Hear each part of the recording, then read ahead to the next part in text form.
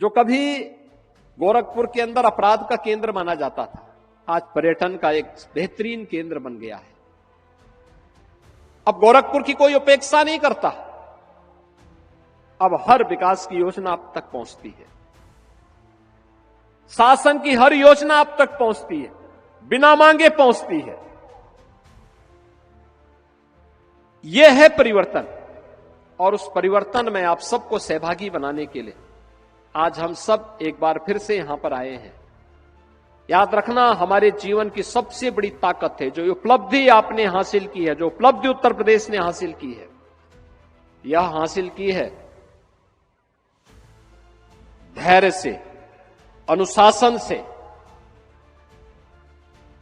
हमारा अनुशासन, हमारा धैर्य हमारी सबसे बड़ी ताकत है। हमने धैर्य नहीं खोया।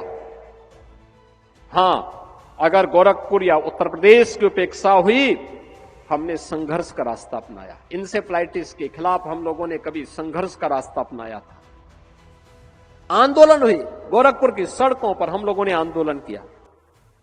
सरकार बनी, ये जिम्मेदारी हमारे ऊपर आई।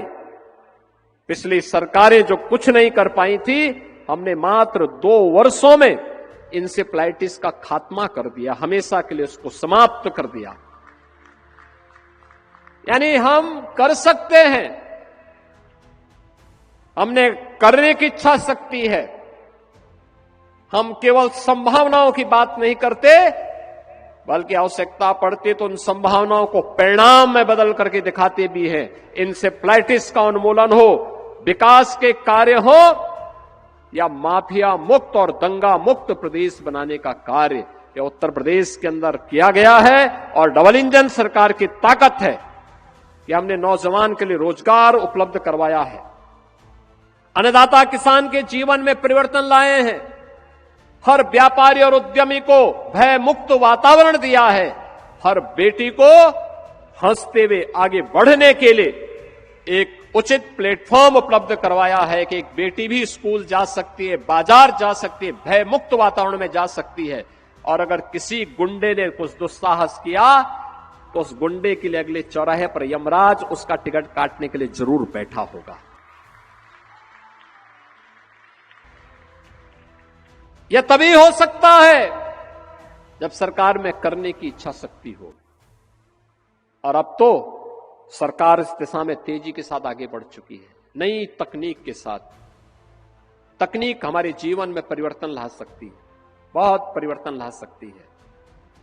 मुझे याद है, आज से 8 वर्ष पहले, 2017 के पहले और 2017 में जब मैं मुख्यमंत्री बना था, उस समय मेरे पास सबसे ज्यादा शिकायतें आती थी कि साहब राशन नहीं मिलता है, राशन नहीं मिलता है। तकनीक का उपयोग किया गया, राशन की समस्या का समाधान हो गया। अगर हम चाहें, जीवन में इसका उपयोग कर सकते हैं। ये तकनीक हमारे लिए महत्वपूर्ण है।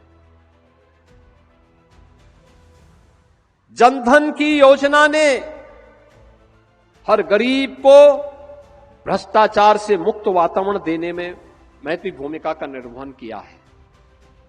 आपका स्मार्टफोन उस टेक्नोलॉजी का आधार बनता है, लेकिन हमें साइबर अपराध से बचते हुए हम इसका उपयोग करें, अनजाने व्यक्तियों पर विश्वास न करें। याद रखना, जब भी हम अनजाने लोगों पर विश्वास करते हैं तो साइबर अपराध की चपेट में आते हैं। जब भी हम शॉर्टकट का रास्ता अपना करके मुनाफा कमाना चाहते हैं, तब हम डिजिटल अरेस्ट का शिकार होते हैं। अपना मोबाइल फोन या अपना स्मार्टफोन उसी कार्य के लिए इस्तेमाल करें जिस उद्देश्य को लेकर के आपने अपना स्मार्टफोन रखा है, अपनी जरूरत के हिसाब से। अनावश्यक समय खर्च मत करिए। तकनीक मनुष्य के लिए है, मनुष्य तकनीक के लिए नहीं है। और मैं देखता हूं छोटे छोटे बच्चों को भी, दुधमुहे बच्चों को भी स्मार्टफोन लोग पकड़ा देते हैं। ये अपराध कर रहे हैं आप, ये अपराध मत करिए। मत पकड़ाइए बच्चों को स्मार्टफोन, उसको लिखने पढ़ने की आदत डलवाइए, सिखाइए उसको थोड़ा।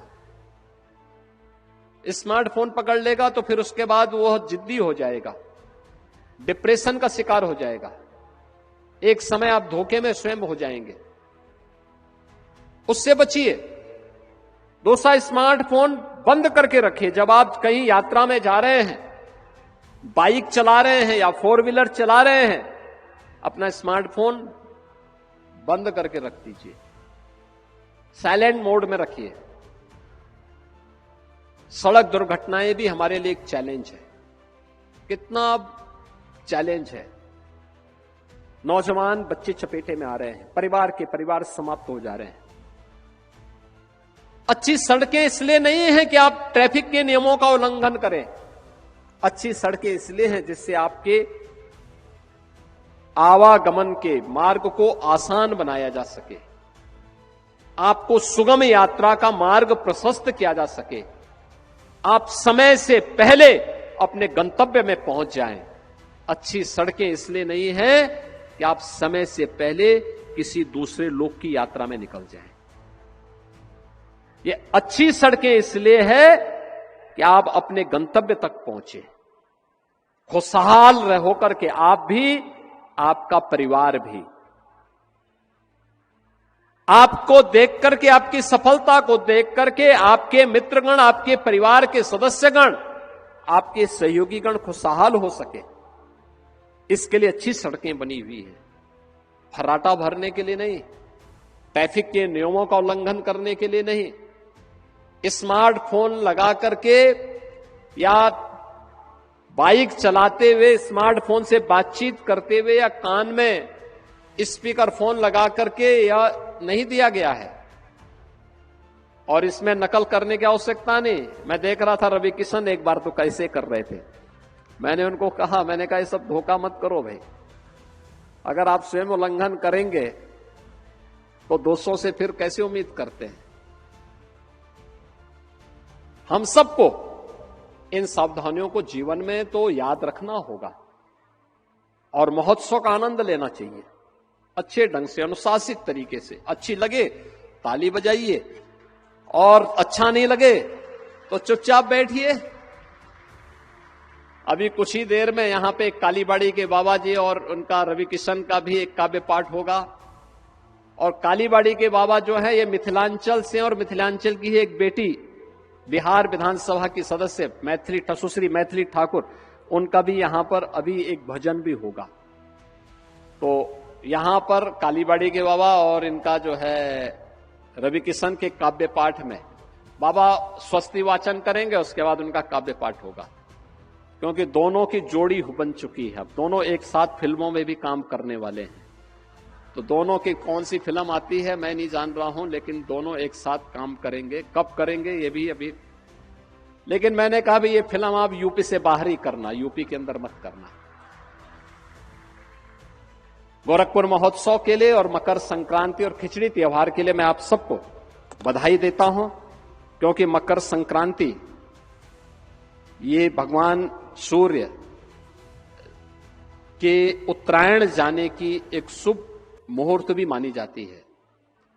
हमारे जितने भी मांगलिक कार्यक्रम होते हैं, उन मांगलिक कार्यक्रमों को आगे आयोजित करने के लिए एक शुभ मुहूर्त, यानी 15 जनवरी से मकर संक्रांति के बाद से शुभ मुहूर्त प्रारंभ हो जाएंगे।